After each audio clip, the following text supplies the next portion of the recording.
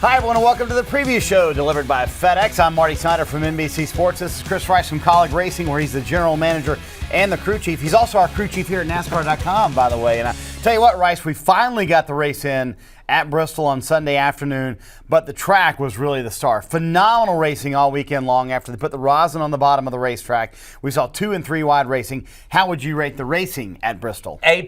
I'll give it an A+ because we could run 3 and 4 different grooves. I mean, it just wasn't one groove that we were stuck to. We wasn't at the top. You could run the bottom. You could do whatever you wanted to.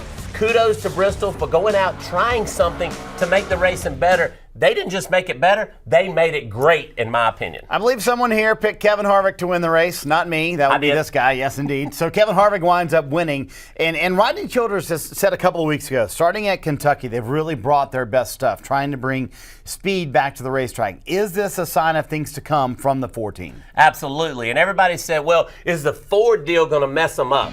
No, it's not going to mess them up. It's going to make them better because let's think about this. Race cars are race cars. You put your Ford body on it, you put your Chevy body on it. Racers are racers. Rodney Childers, that group is a bunch of racers. They're going to figure out how to make whatever they have run fast, and they're doing it. Well, they're certainly bringing their speed at the right time. We talk about Chase Bubble guys. A lot of them got very good finishes at Bristol. You know, Ricky Stenhouse Jr. was second, Austin Dillon fourth. Chris Buescher, though, fifth. They're now in the top 30. They are in the chase. So I'm curious, if you're Bob Osborne, crew chief of the 34 team, how do you approach these Final Four races? Are you aggressive? Try and learn things for the chase, try and make yourself better for the chase so you can advance in the chase? Or do you play it conservative now that you're in and just kind of hold the points you have so you make sure you're in at the end of the day? You're aggressive, but you're aggressive because you need to get in that chase. He don't have many points to the guy behind him in 31st. He has to run well everywhere he goes. It's not like, hey, Bristol's good, I finished 5th, I can go relax. No, he's got to go everywhere and run well because he has to. Yeah. Those guys are coming after him, and they want to kick him out of the chase. Everybody else don't want him in it because that's another guy they got to race. Well, I tell you what, the way they ran at Bristol, they could advance in the chase the way they're running right now. They're doing awfully well, aren't they? They definitely could. They're doing well. All right, let's take a look at the chase grid, and I really want to focus on the bottom of the chase grid. You see all the guys locked in. Just 4 spots left to grab through points right now, and I kind of want to focus on Kyle Larson and his team. They clearly have the speed, Chris, and they've shown they can do it, but how do they make it into the chase, though? Because they do have the speed to make it happen. They have the speed, but one thing we talk about a lot is got to finish a race. You got to run all the laps. Right now, Kyle Larson runs very well through the center part of the race, but like at the end of the race, where did Kyle Larson go? Is it they're not keeping up with the racetrack?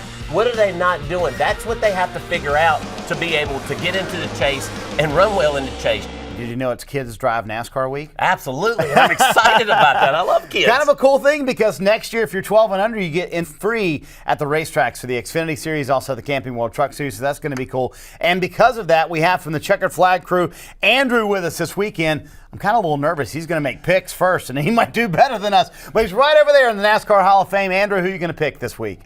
Thanks, Marty. My NASCAR Fantasy Live pick for this weekend at Michigan is going to be Chase Elliott.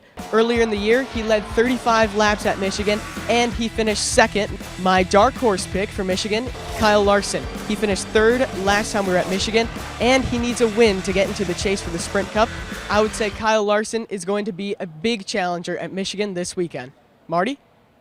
Wow, Chase Elliott and Kyle Larson. Andrew did a good job. He took some good picks, man. I feel pressure now. Who are you going to take, Chris? Well, I do feel pressure, but let's think about this. I did pick the winner last week, yes, the winner. So I'm going to go out with Denny Hamlin. I do believe that Denny Hamlin, those guys are bringing what they need to bring to run well at Michigan and throughout the chase. So Denny Hamlin, all the JGR guys, you better look out. They're going to be fast. You mentioned the undefeated guy in the low downforce package. I'm going to go with Joey Logano. The 22 car has been awfully strong with this low downforce package. You just need all the fuel to finish the race. Remember that. You need all the fuel to finish the race. It always comes down to fuel mileage at Michigan, doesn't it? Hey, make sure you keep it parked right here on NASCAR.com all weekend long. Live leaderboards, in-car audio, and all the news updates before and after the Michigan race, of course. Next week, this guy, really excited. We're all excited. This Darlington, the throwback weekend, going to be a lot of fun. I can't wait to see what he's dressed in next week. Kind of going to be exciting. I'm going to look good. I bet you are going to look good. So, hey, in the meantime, enjoy the Michigan race weekend. Going to be a fun one, everyone.